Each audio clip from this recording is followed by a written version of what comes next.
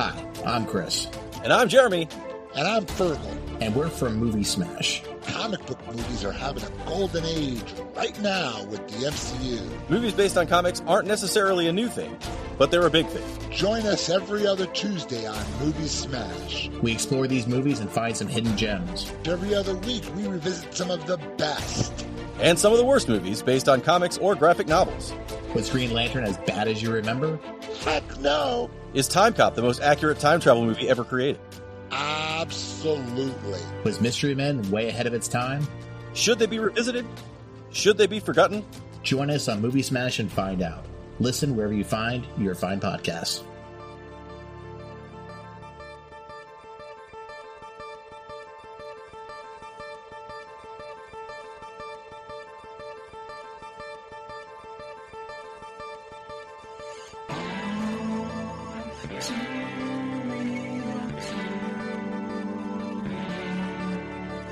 Okay, everybody, welcome to the latest episode of All Too Real 2. My name is Michael E. Cullen II, and with me, as always, is... Sesame, Encarta. So it's just like a guttural sound as your middle name? Yeah, basically because after watching this movie, I changed it because I don't know what I just watched. Very weird movie. Not really sure if I like it or don't like it. It's one of those movies. You know. Yeah. So yeah, it was a movie. Made me feel things. I don't know what kind of things, but it made me feel them. And yep. And I do believe it's a movie with the word bullshit in it in a single amount of time, more than any other movie in the history of the world. But yeah, the word bullshit. Before we get started today, I just wanted to mention that I was recently on another podcast as a guest. I was cheating on Sesame. And I was on this podcast called Pop Culture Junkie with the hosts Shauna and Olivia over there. And we talked about me, you know, because that's my favorite subject. And then we also joking. We also talked about the 1983 TV miniseries V, which if you haven't seen, I highly recommend. It holds up. It's scary how well it holds up today, and is very emblematic of things that are going on in our current society. Recommend watching that. But if you want to, I'm going to have a link in the show notes. But you go to popculturejunkie.com and you can find their podcast there. It's a good show. They do a lot of similar stuff to what we do. It's like two best friends talking about pop culture stuff, very similar to what we're doing. So yeah, it's pretty cool. Yeah, I recommend checking it out, and that episode especially. So yeah, today on the show, we're covering the 1983 film, The Return of Captain Invincible. It's an Australian superhero comedy musical thing. Yes. So the short synopsis here, I'll go with that first before we give you some details. During World War II, Captain Invincible fought against Nazis using superpowers. Later falsely accused of communism, he retires in Australia. When a secret U.S. weapon gets stolen, he's called back but struggles with alcoholism. Yeah. So that's kind of like an interesting thing to put into a movie. Like it's already weird enough, but now we have to introduce like addiction. Then we have to speak on that as well. Like, what? Yeah. Well, I mean, it's kind of similar to Hancock in a way, the Will Smith movie where he's a superhero who's kind of. Oh yeah, that's right. I forgot about that movie. This was, of course, pre-Hancock. That's how I like to divide my life. It's everything in my life is pre-Hancock and post-Hancock. It's just how I like to decide things. Like, when I try to things in relation to my life, I'm like, so was that before or after Hancock?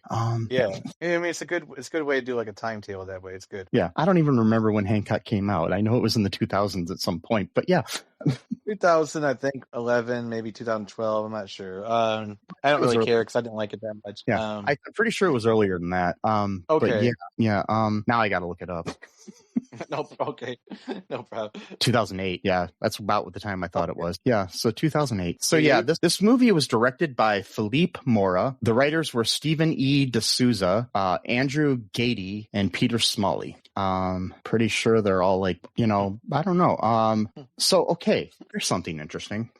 Stephen E. D'Souza was a writer on Die Hard, 48 Hours, Commando, Lara Croft, Tomb Raider, The Cradle of Life, Judge Dredd, Street Fighter, Beverly Hills Cop 3, The Flintstones, Hudson Hawk, Die Hard 2. Yeah, I was not expecting that. Yeah, that's interesting. He also wrote some on the TV series V back in the day. Jumping Jack Flash, the movie, the Running Man movie. Yeah, which is being remade soon. Yeah, so there's that. That's an impressive resume. It is. I mean, even just Die Hard on there is impressive. Yeah, totally. I mean, it was based on a book, but still, he wrote it. Andrew Gady only has two writing things on his resume. This and a movie called Stanley. Every home should have one. I gotta know what that is. I gotta look that up sometime. Stanley, a lovable eccentric, is sent by his father to a sanatorium to make him normal. Desperate to become normal himself, he finds the most normal family he can to model himself on. Oh my! This looks interesting. Okay. Anyways, yeah. So yeah, that's the only two things he wrote. He's produced some other things, just a couple.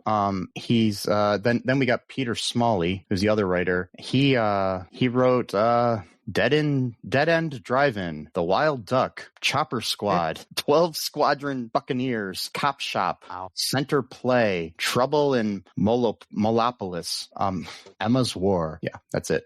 So back to Philippe Mora, though, the director. Forgot to check on him and see what he's been up to in his life. He's got he's got 7 things in production or in development as director. The Man Who Thought He Was Salvador Dali, The Fake History of the Universe, Day in Sunlight, The Monash Whitewash, Philippe Mora's The Growling, Robert Johnson's Radio, The Age of Catastrophe. He's got like in his oeuvre of films here, he's got a film called Swastika. It's a documentary about the Nazification of Germany from 1933 to 1945. Okay. Yeah. He's got a movie called Mad Dog Morgan, The Beast Within, Howling 2, Your Sister is a Werewolf, Howling 3, Pterodactyl Women from Beverly Hills, a movie called Snide and Prejudice. Yeah. According to Occam's Razor. Yeah. There's nothing like really jumping out here. He's got another movie called 3 Days in Auschwitz, another World War II. Yeah. This looks like a documentary too. Oh, okay, cool. Oh yeah, his mom. It says his mom avoided Auschwitz by 1 day. Wow. And on his father's side, many perished there. So yeah, okay. So yeah, and he's got 2000. It's got a movie from 2021 called Dracula Nazi Hunter: How I Learned to Love Christopher Lee and Drink Atomic. It's a documentary too. Yeah, because it talks about how Christopher Lee, people don't know this, in World War II was a British Secret Service agent who was hunted by Nazis. So wow. Yeah. Which is funny because he plays a Nazi in this. But anyways, so yeah. So okay, back to this here. This movie stars Alan Arkin as Captain Invincible, Christopher Lee as Mr. Midnight, and then a bunch of Australians. Yeah. That's just what it says here on IMDb. It says just a bunch of Australians. No, it's got For our Australian listeners, we've got Michael Pate or Pate, Pate. I don't know how you would pronounce that, as the president. Where's the Kate Fitzpatrick as Patty. So those are like the main characters we got to worry about. So that's all I'm going to talk about. Wow. Yeah. It also stars a little Yoda looking thing, generic Yoda looking thing that is never explained.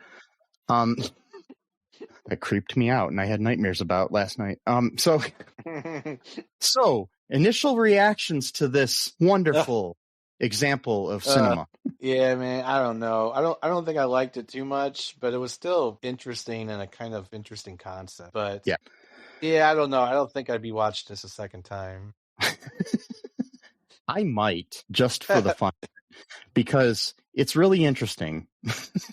Yeah. I'm seriously surprised that I've never heard of this movie before, randomly coming across it on Tubi the other day. Luckily I found it also. If you want to watch this movie currently, it's on Tubi. It's also on Hoopla, which is a app that you can get if you have a library card and watch a bunch of free movies and TV shows on. So I watched it on there because that way I didn't have to deal with ads. So just letting people know that you should check that out, because there's a lot of cool stuff you can get for free from being a member of your library that people don't use. And it's another thing, join your library. Also, check out the charities in our show notes, things that you can do to help people in Palestine. I'm going to add something from the Ukraine, not the Ukraine. I always say the, because that's what it always used to be referred to for some reason. It used to be, yeah. Trans people, different organizations that need help right now because the world is fascist. Yeah. So I liked this movie, but I think I liked it for the reason it was probably intended to be liked, because I think it was meant to be a parody. Obviously, it was meant to be a comedy. Yeah. So if you go into it with that feeling, it's pretty good. Though I do think a lot of the humor falls flat. Yeah. It's definitely not something I would recommend other people per se, unless somebody asks me what's a fun movie that I can watch and make fun of with my friends. That's one of them. This is one of them. And I only recommend it mainly because of the fact that the late Sir Christopher Lee and the late Alan Arkin are two of the best actors that have ever lived. So there we go. So, and they're stealing the movie would not be, if this would have been just like two unknown people in those roles, this definitely would have fallen flat. Yeah, no, it would not have been good at all. Yeah. So what happens here in the Return of Captain Invincible? So we get a bunch of like propaganda reels, like going from like maybe the 30s to the 50s, where he's kind of like Captain America, basically, like in this universe. He's off fighting Nazis. He's like teaching people to do the right thing. He helps out the Boy Scouts by singeing a kid's shoulder that left him with a permanent burn mark. And stuff like that. Child abuse is the best way to leave a mark on a kid. Wait, no. My God. I'm joking. Boy Scouts, yeah. It's better to do that than the other way that they do it. Anyway, well, the Boy Scouts did leave a mark on me too, but it wasn't like a physical one. I luckily it was more of a psychological one, and made me want to kill myself at sometimes. And I'm not joking at all. I hated the Boy Scouts with a passion. Yeah, it's a lot of people come out of it just hating it. But anyway, he was doing that. He fights Nazis, but then during the Red Scare, he had to go in before the Council of Un-American Activities because, and I quote, he was a premature anti-fascist, meaning he helped kill Nazis in Russia when Stalin was dictator of Russia. And so they were like, oh, you killed Nazis for Stalin before we entered the war, so that makes you a communist. What? Mm-hmm.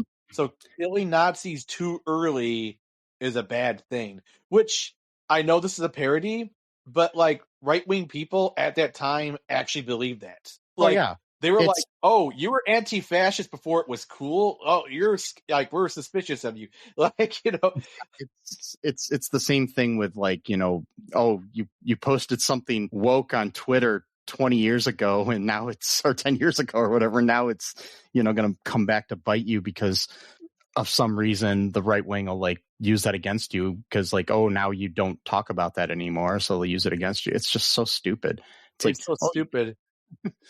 You were pro gay rights before it was cool. It's that mean, what are you pro now? If you were so woke back then, now what's your wokeness level? Are you like way too woke now? Yeah. And it's not even, and I mean, plus the thing is I just want to clarify that I don't think there's anything wrong with being a socialist or a communist. It's just how you are one.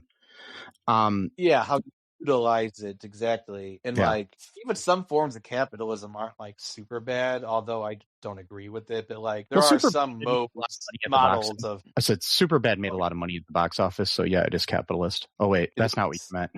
No. It's a good movie. I like that movie though. Yeah.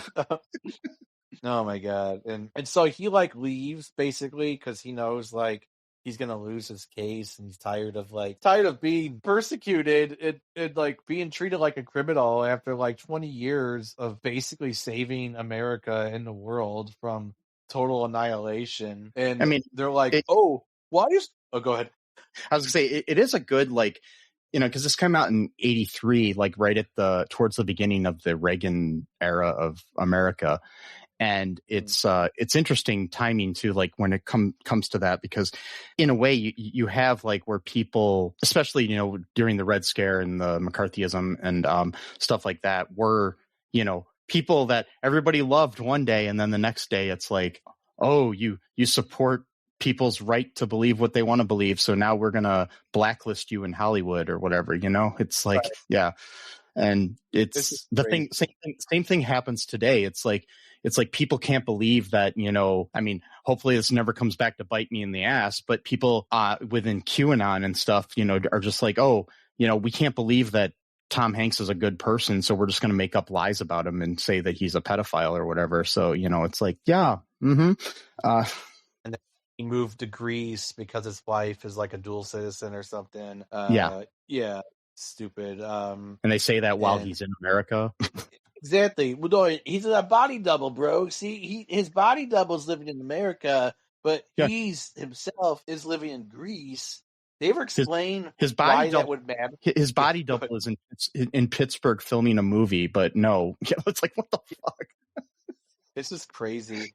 Yeah. And in the movie, they're asking him, like, why is your cape red? Is that supposed to mean something? And he's like, the American flag has red, white, and blue. They're like, don't change the subject. I'm like, okay.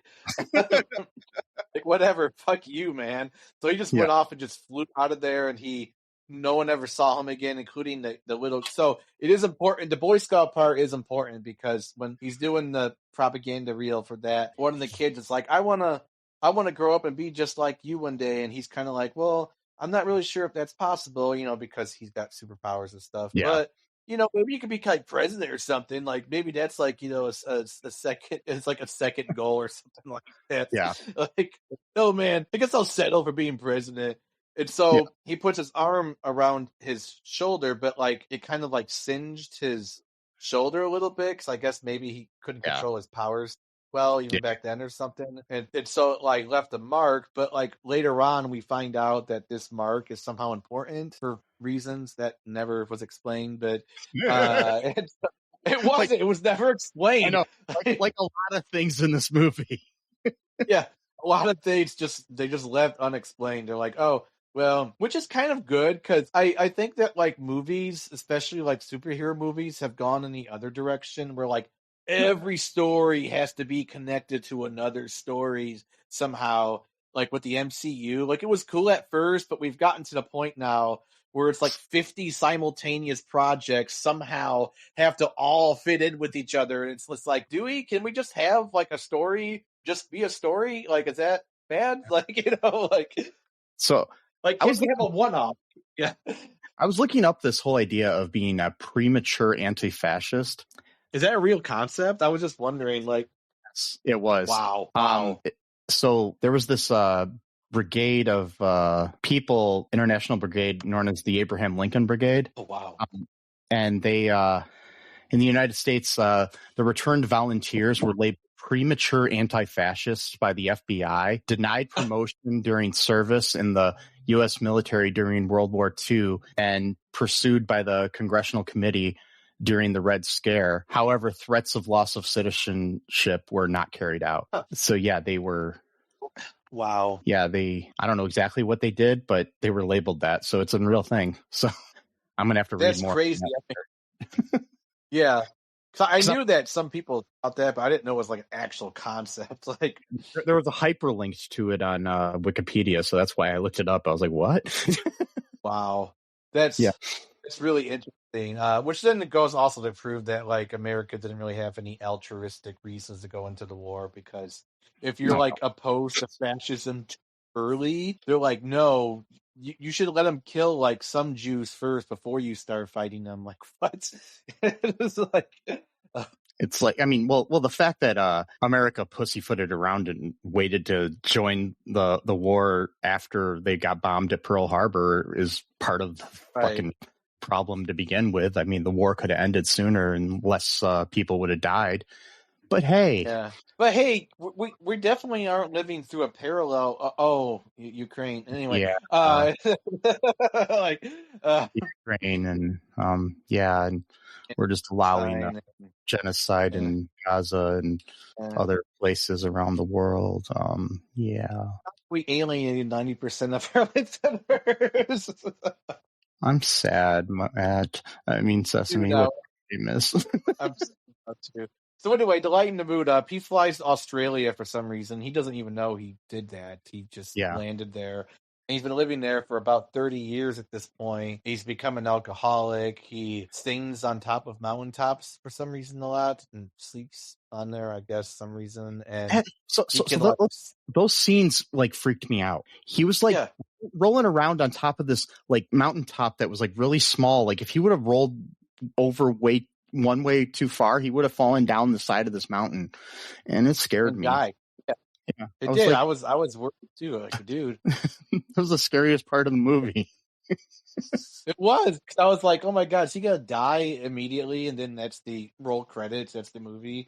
And kind of like, hey, this is why you shouldn't drink and roll over on mountaintops, kids, or whatever. And I remember that day in school where they had that, film strip that taught us that. Remember that?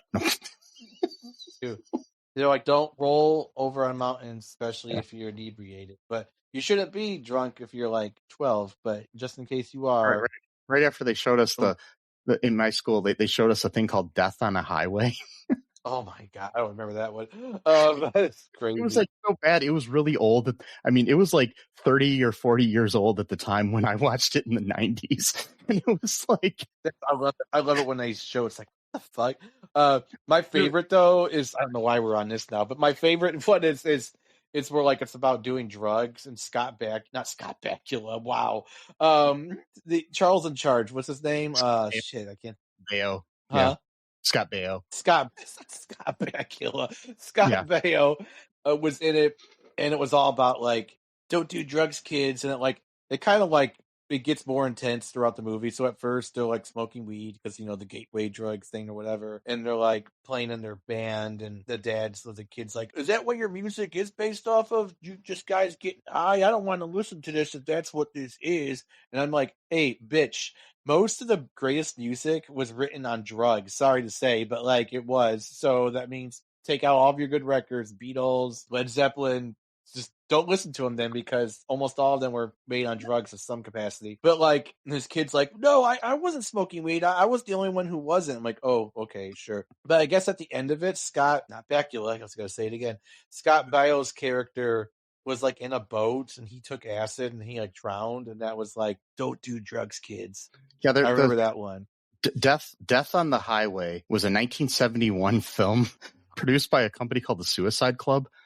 My God. And the synopsis is these images include charred corpses scraped from burned cars, a young man cut in half, a young woman with both arms at the top of her.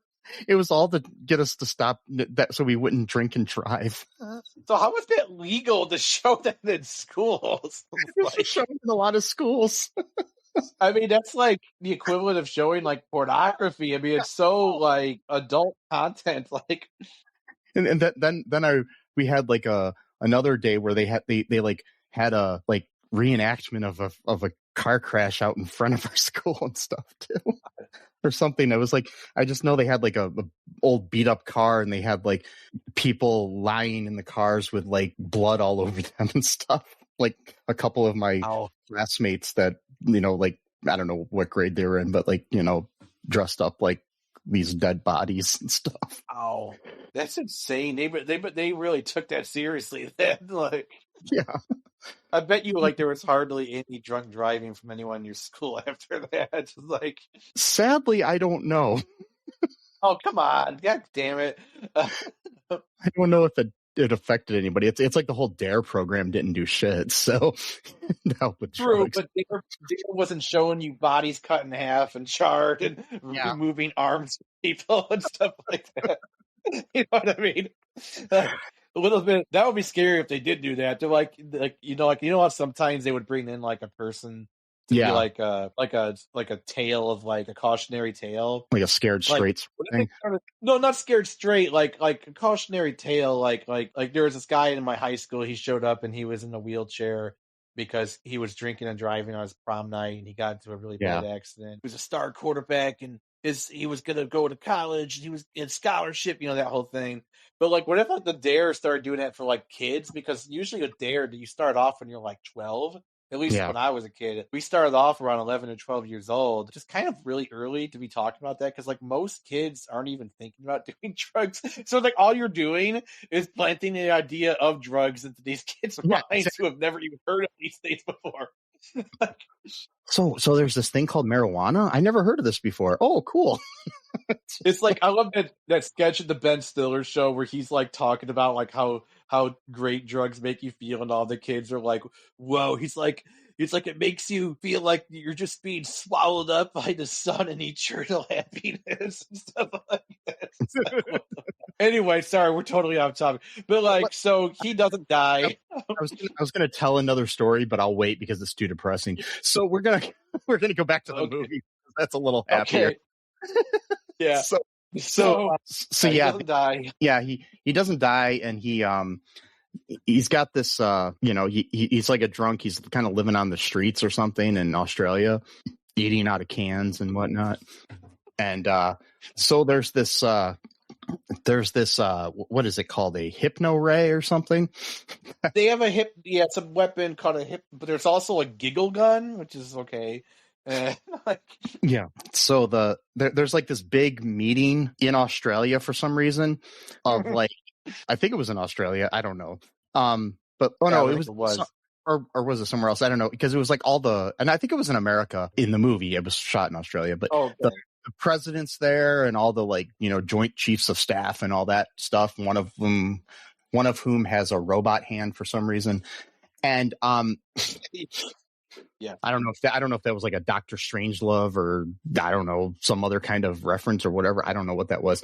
But they have this meeting, and they're discussing the fact that this big hypno ray was stolen by somebody, and they don't know who, and they can't figure out who would have stolen it. And for some odd reason, then they decide to I don't know. I don't even remember the context of it, but the president gets up and starts saying bullshit, like I think like 150 times or something. It was a lot. Yeah. A lot of bullshit. I'm pretty sure that the word bullshit is in this movie more than like any movie in the history of cinema.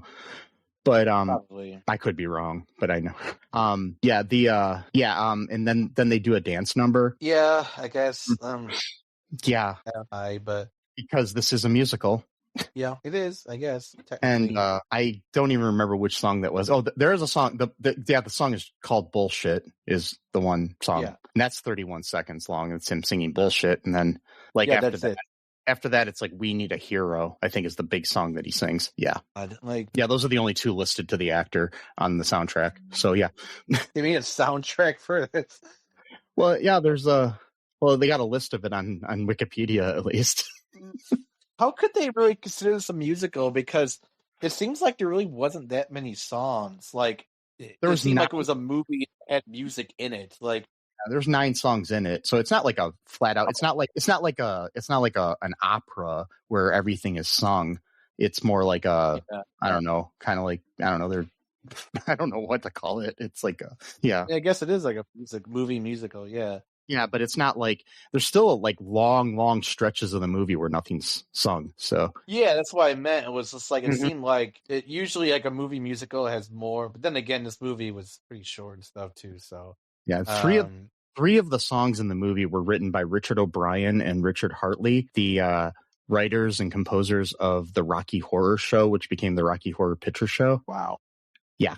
And in the title song, Captain Invincible, is actually sung by Richard O'Brien. So, wow. Yeah. Yeah. They didn't, however, write Bullshit or We Need a Hero. So good, because those were my least favorite songs of the movie. They wrote Captain Invincible, Name Your Poison, and Mr. Evil Midnight. Okay, those were good ones. Oh my god. So yeah, he's living on the streets. He eats a lot of beans and cans. Those beans actually look pretty good. They weren't baked beans. They looked like they were more like, I don't know, kidney beans, something like that. Good protein.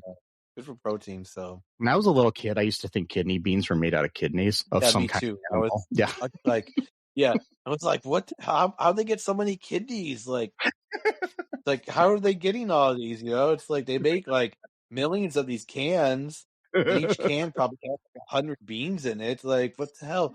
And then, like, So yeah, oh my god, anyways, they put out a call for Captain Invincible because the president is the little Boy Scout from the newsreel. So yeah, he became president. because he said, even though he looks yeah. like about 70 years too old to have been the little kid, but yeah.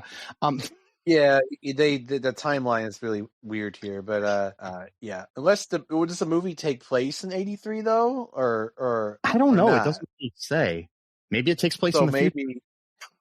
yeah. So technically, maybe he could have been that old. Yeah. I mean, maybe when they find him on the mountain, it's 1979. Oh, okay. So it's even. There's a news story where they're interviewing local people and they interview him and he's just talking about, yeah, so I was flying and everybody just thinks he's some weird drunk that's making shit up. Right. It's like, well, because he never tested, he never uses his powers hardly anymore. Yeah. But even let's say that the propaganda reel was like 1939. That would mean the kid was like maybe 9 or 10 years old at the time, which means at max he'd be 50 years old as president. He looks like he's like 70s. So and it had to be after 39 because I think they showed stuff from World War II before that. So yeah. Right. So anyway, it doesn't really matter, but it's still kind of thing. And but yeah, like this plainclothes police officer kind of feels sorry for him because he's kind of just sitting like outside of a store being like a public nuisance or whatever. And then he accidentally saves her. Yeah, he saves her and he throws a VW bug up in the air and it lands on the ground. It explodes. Yeah. So anyway, she sees him and everything, and then that ends and stuff, and then there's like a I guess a bolo or something out for everywhere in the world to find Captain Invincible. And so she looks at his photo and realizes, wait, that was the dude that I talked to earlier, So the car up in the air. So it makes sense why he threw the car up in the air because nobody believed him. You know what though? Yeah. She needed to look at a photo to know that was him. It's like, oh, it could have been some other guy who threw a car up in the air. Like, what? Well, we don't know. Maybe there's other superheroes in this universe. Yeah, it's true. Yeah, it could have. Yeah. Or the guy was just really strong. Yeah. You know how they say like a mother could lift a car if her baby was underneath it, the adrenaline, maybe it was just that, Yeah, maybe it was, but that's kind of high though to throw up that. But oh my god. But so then they basically find him and then they try to train him through these random like quote unquote comedy bits of him trying to learn how to fly again and stuff like that. Yeah, what else? It's a weird montage of and the of course he's not doing great. They I don't know, basically they kind of set up like sort of like almost a romance, but sort of like not really between Patty and him. She's the cop and she's helping train him. Yeah, he goes and lives or like stays with her at her apartment for a bit, and he ends up like breaking all of her appliances because of his magnetic powers that go off. He has no idea. That go off at the one point because he looks at her ass. You gotta do that. You gotta do the funny bit. I mean, she takes early. They had another thing where all of his magnetic powers came on, and all of the metal in the room came flying, including the random guy's metal robot hand, and like all the buttons fly off of the women's. Of course. Being exposing their brasiers and whatnot, and you have to have the obligatory female exploitation. I mean, this is the 80s after all.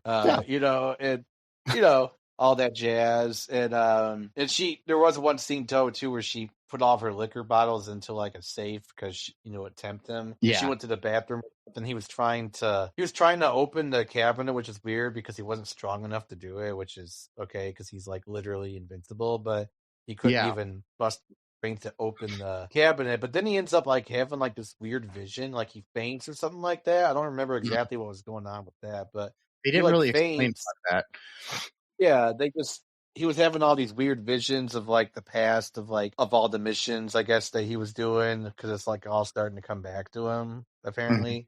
But again, they never explained what that was about. And yep, they find out we find out too that he sold all of his old stuff probably for beer money or whatever over time.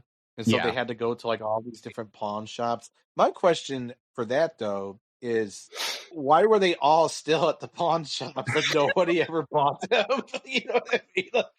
Like, you think there'd be like, some collector's market for this? Even, you know, I mean, there's collector's market. I mean, I know it's like, you know, years later now, but still, it's like there's collector's market for everything. You know, even though he was a disgraced supposed communist or whatever, I mean, there's collector's markets for, you know, John Wayne Gacy memorabilia and stuff, and he was a serial killer. So, you know, it's like it's always a market for stuff like that. Plus, too, if we're thinking here, like, let's say he didn't become an alcoholic right away. Maybe let's say 2 years later he finally starts drinking.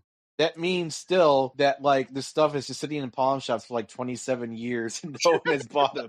Like, what the hell? Like, I mean, even his costume would be, you know, I'm sure somebody could sell it for clothing or for a high school musical or something. But yeah, I mean anything. But yeah, so all they do is they just go to all these pawn shops to somehow find the completion. He's got this weird wristband that's like tuned to like a radio. He keeps saying she's not on. Nobody knows what he's talking about. He keeps saying she's not on right now. And then but we do have this other B plot. Well, I guess it's not a B plot, but it's like where like they're creating all of these weird like housing developments in the suburbs, but they're like really racially specific. So it's kind of creepy. Where it's like, you're Italian. It's like on one of the islands in New York. Yeah. Yeah. They're like, oh, you're Italian, so we just like created like a artificial Italian neighborhood for you guys to live in, so like you could be like segregated from everyone else. Yes. They got one with the African one too. I'm like, wow, so you guys are just literally promoting like, well, I guess what separation's the more correct term. Yeah, but still, I mean, like creepy.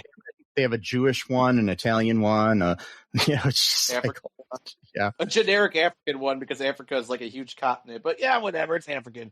Still, also Jewish. Like Jewish people are from all over, so it's like. Well, the Jewish one was very, very stereotypical. Yeah, and they do this by the quote, the hypno ray, which is basically it just like makes people agree to like whatever you want them to agree to. So they're like, you are going to live here, and they're like, we are going to live here, and so they buy like a condo or whatever. Yeah, my thing is so if he wants to get rid of all these people, why didn't he just use the hypno ray to make all the people kill themselves? Well, maybe because it makes some money at first by doing the housing development. I don't know. I'm just saying, if you want to, you know, commit a genocide and you have this thing that'll make capital. Yeah. Oh my God. He needs capital. He needs to make money first in order to do all his plans, right? So he's making some coin from all the housing developments that he's tricked people into.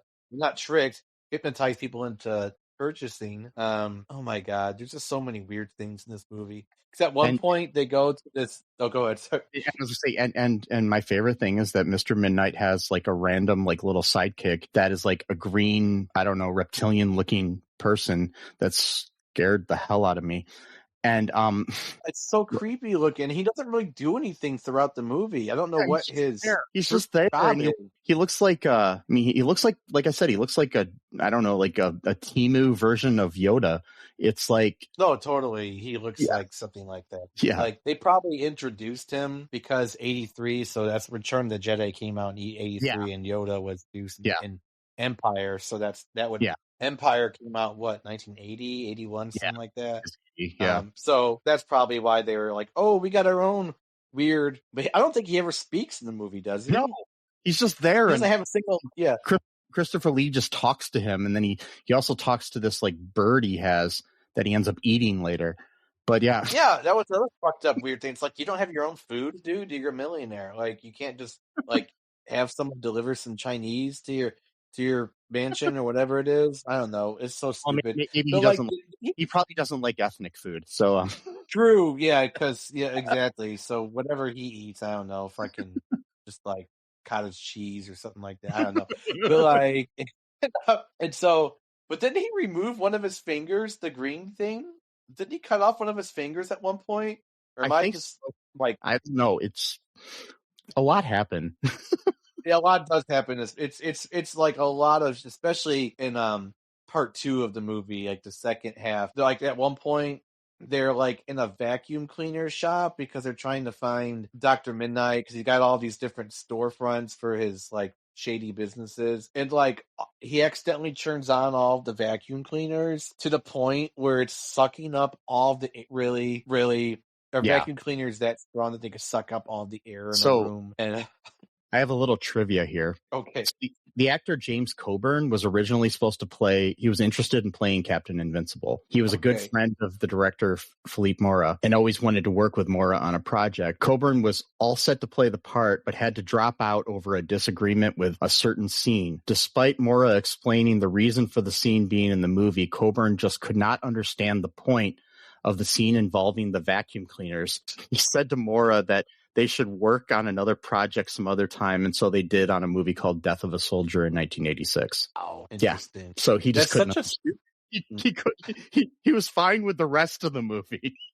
But that one scene is the one that set him off. Like, nope, I'm not gonna do this. I'm not gonna look like an idiot. And I mean, it was such a pointless scene. It was just so dumb. Like there was no point to it. There are so many other pointless scenes in this movie too. It's just like that's the I know, one. but that was the worst one because it was like all it was meant to do was to show off that he still can't control his magnetic powers or something. Like that and then get Patty in her underwear, basically.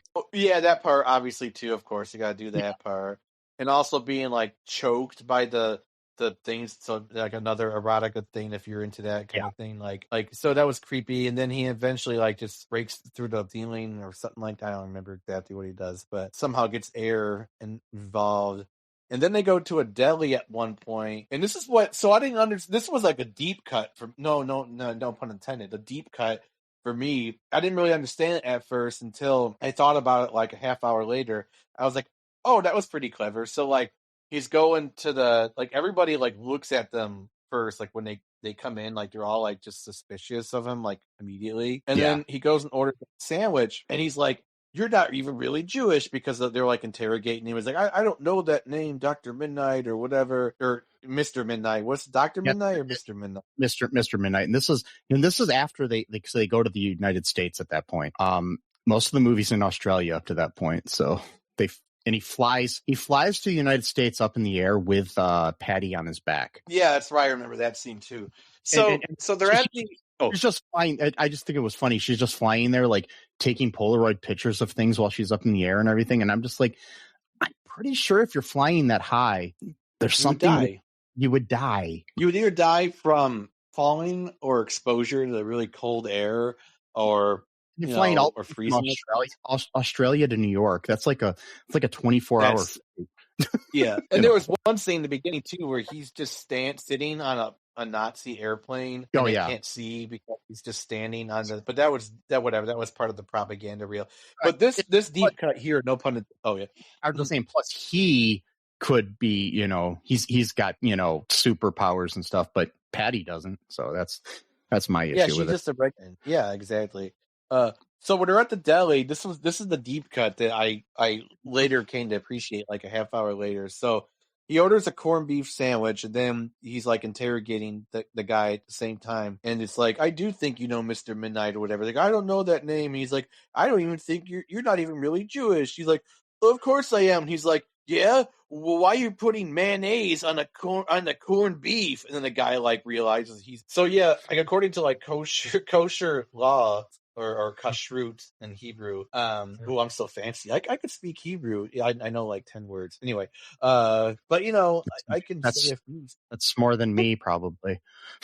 Well, I'm a polyglot. I'm learning like 3 languages all at once, and I guarantee I probably would be in my 70s before I can actually even like really know them. Anyway, so according to the laws of kashrut or kosher, if you want his name and speak English, you can't eat meat and dairy English products. is the official language of the United States, so that's all you can speak from now. That's true. Sorry. It yeah. Sorry, Donald Trump. I'll make sure that I get it right next time. So instead of saying kosher, even, because I think that might be considered a different language, you just gotta say stuff that's good for Jews. That sounds like really anti-Semitic. It does. Wow. Wow.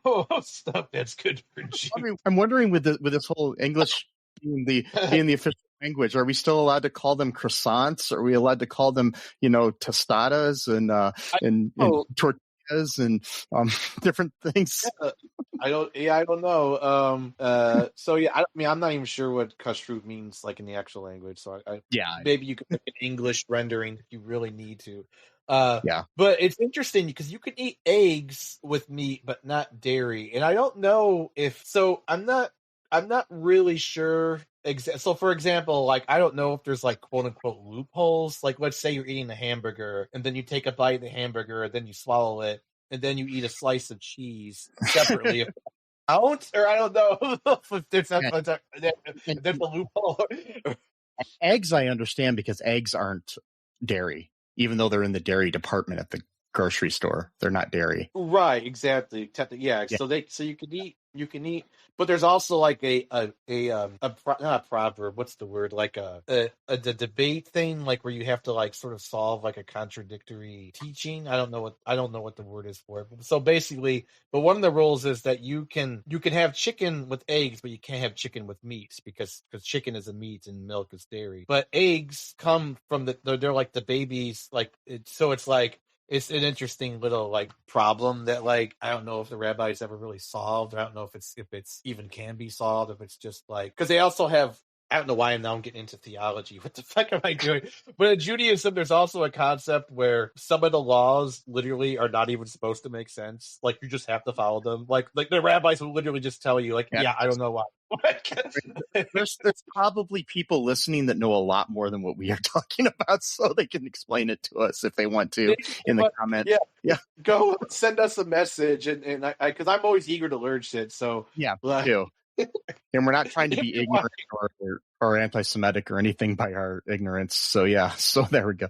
But yeah, I mean, the percentage of the possibility that someone who's well versed in the laws of kashrut and is also listening to this episode is probably very minute. But I don't know. We do have listeners in Israel and places, so. Oh wow! I'm sorry, that surprises me a little bit.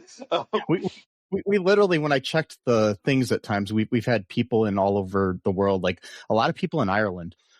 That's okay. That's maybe we have like a sense of humor that Irish people like or something. Or I don't know. I haven't looked at the analytics lately, so who knows what we have now, and we'll see. I'll look that up sometime before the next episode and try to let people know where most of our listeners are from. Most of them are obviously in the United States, but we have some others elsewhere. So yeah. Interesting. Well, since you brought up Ireland, for our Irish listeners, I just want to say that I do support the IRA, and I do think that Northern Ireland should break from the UK. Fuck the Ulsters, the Ulster Union who wants to be part of the UK. You guys can go to hell or jump into the river or whatever. I'm only here for the true Irish. Now we probably lost like half of our Irish. God damn it. We've probably lost like so many different people in this one episode. So. This one episode, we've like lost everyone. Like we've lost the Israelis because we talk about Palestine. Australians, we've lost every Irish people. The people who don't like trans people, we've lost them. The people who are fascist, which I wouldn't like the fact that we might have fascist listeners, but maybe it's possible. I don't know. But anyways, back to Captain Invincible. So there's this whole like big shootout in the deli. And then at one point they sliced the guy with the meat slicer, which was weird. It cut off, yeah. Yeah, but also there was a thing where there was like this big like sausage or something that turned into a machine gun as well. So yeah. That was weird. That was really weird. And then they start a pie fight in there, or That's right. cake That's how fight. it defeats them. They were throwing pie cakes at each other, and it was like, okay, because he couldn't get his magnetic powers to work, and so he was just trying to think fast, and then he thought of pies. So I'm thinking back at Coburn, who said no to the movie, and he was fine with this scene, but not the not the vacuum cleaner. Bad. It's so goofy. Yeah, this scene is almost as bad as the vacuum one. Scene. Yeah, and so then somehow there's like this big this hole or trap door in the ground that Captain Invincible falls down this, like, I don't know, like endless tunnel down the ground somehow, and he's in like near the lair of Mr. Midnight.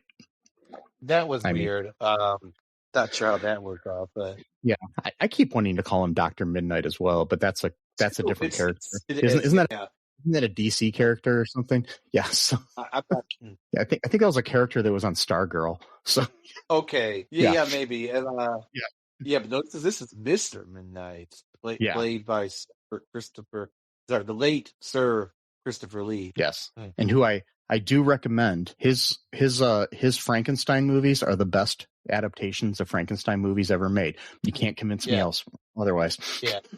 So so that there's that, and then we get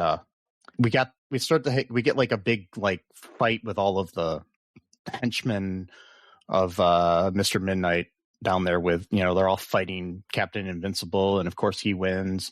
Then there's like this big scene where there's the song Name Your Poison, sung by Sir Christopher Lee, which I guess I didn't know this. It's like it went viral, like this scene on YouTube at one point. So yeah. You never know what go viral on YouTube and TikTok. Because people were like all like surprised that Christopher Lee could sing, but the thing is he actually years after this released like an album and stuff like that. So I mean, he sung in the Wicker Man too. Yeah, he sung in the Wicker Man. Sir Christopher Lee singing in the movie was out of the ordinary at the time, but 13 years later, he recorded his first album called Sings, Devils, Rogues, and Other Villains from Broadway to Bayreuth and Beyond. Not Beirut, but Bayreuth. Bayreuth.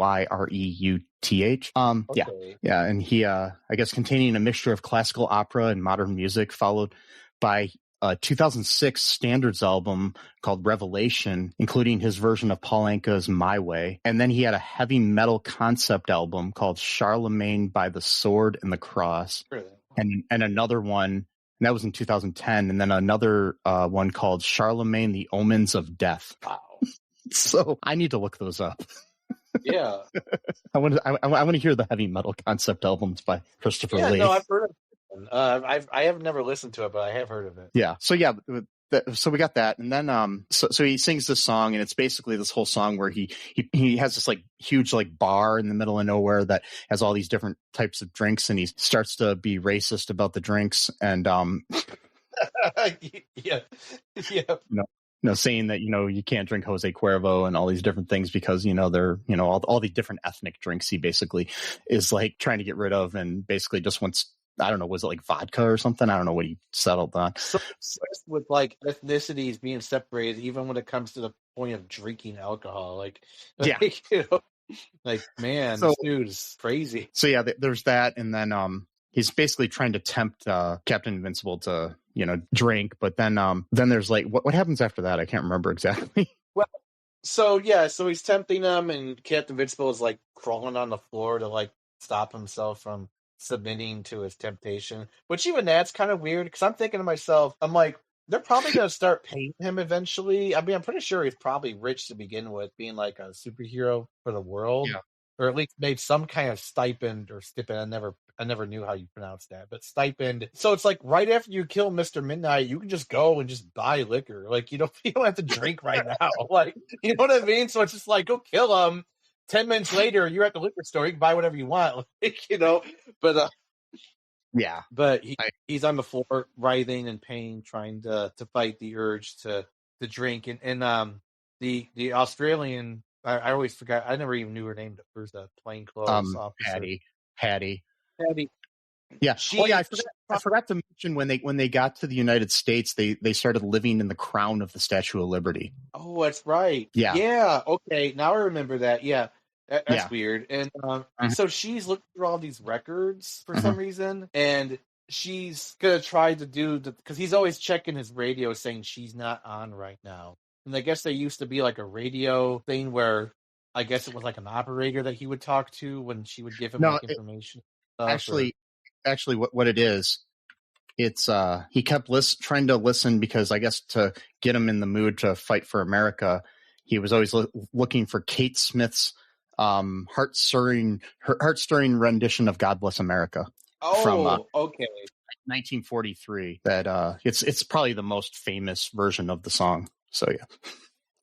Yeah, okay. And so, yeah, she plays that, and that's what inspires him to fight and kill or just whatever, destroy Mr. Midnight. And then right before that, though, he was going to, just shoot all of the ethnic neighborhoods that he created to kill everyone.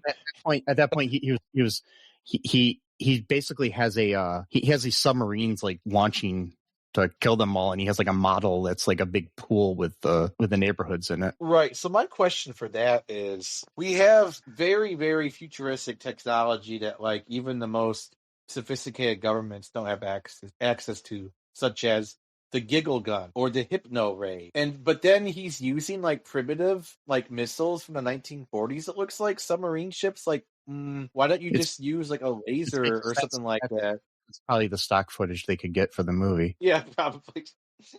Yeah, and I have a feeling, I'm going to call up Pete Hegseth and find out if we have a giggle gun. I really think. Do you think he'll tell me? You should know. You should send an email to his make sure you use a VPN or something to make a fake email so they don't track you. But go to his staff, because they're probably the ones that are going to actually read the emails and stuff, and just be like, does the giggle gun exist? They have no idea. Don't make no context for it either. Don't even say for the movie Captain Invincible, just subject, does the giggle gun exist? Content, read above, read the title, and then that's the entire email. That'd be great. Yeah. I might actually do that just for that. It's hilarious. Yeah. Should I ask him about the hypno ray as well? Do that. No, I'll do that one. So then it confuses me even more because the second email address, who is this person? We randomly got two people that are talking about hypno rays and giggle guns. And then they'll be like, wait. They'll be like, wait, they found out. They'll be like, they found out. The problem. Who told them? Who let this leak? Was it one of those? Was it one of those? Kill them. Was it Big Balls over at Doge that let this out? Big Balls. I thought that was a joke at first when SNL was. I had no idea the guy was actually nicknamed. His name is Big Balls. Yeah, such a joke, man. Oh, all right, whatever. Yeah, and we've got people on Doge that were saying that all Indians should be killed and stuff online, and then JD Vance, who's married to an Indian woman, defended the guy. Oh, that's lovely. That's great. Yeah. Wow. Yeah. And the guy got fired for it. He got rehired because JD Vance said he should get rehired. Because of free speech. He's a free speech absolutist, bro. That's why. You can't stifle someone's freedom of speech to advocate murdering a whole race of people. Come on. Yeah, I mean, would I use some a guy just wants your wife and kids dead, but that's okay. No, because she's an American, so it's okay. She's not from India. I mean, she's not. So he's saying just the Indians or people who came here directly from India. I think she's second generation, so it's totally fine. Gotcha. I don't know. Maybe I don't know. Anyways, second. Go ahead. Captain Invincible ends up basically saving the day, and all is good in the world. Yeah, I guess. Yeah. Except for those who watched it. Maybe this. Okay, here's my thing. I'm Mhm. thinking that at Guantanamo Bay, they should just show this movie to everybody Oh my God.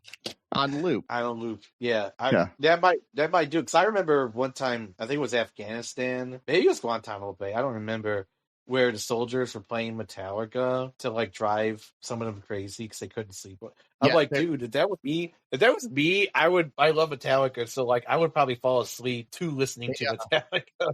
I also read somewhere, and I don't know if it's true, that they were playing like Britney Spears to like really loud to drown them out too, like so they couldn't sleep. Yeah, That would affect me a lot because I don't really like most of her songs. Some of them are pretty good, but yeah. But free Britney. Oh wait, I think she's already free. So anyway, so yeah, I guess so.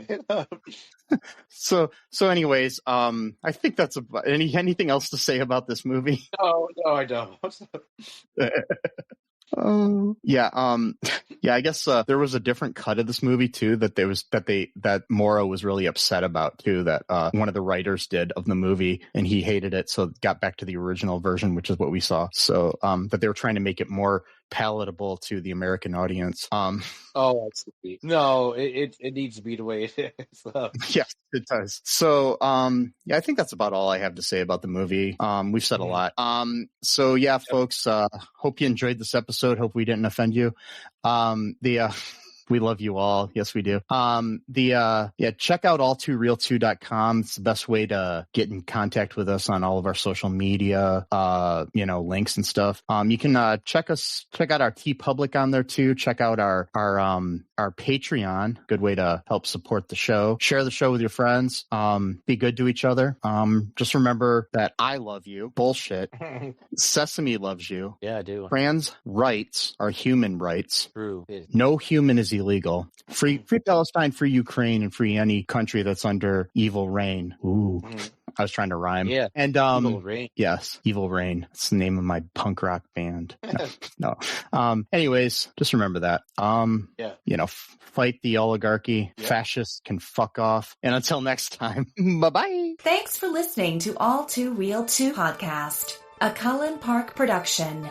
Produced and edited by Michael E. Cullen II. Music by Matthew Hawes. Subscribe and share the show. Visit us at cullenpark.com.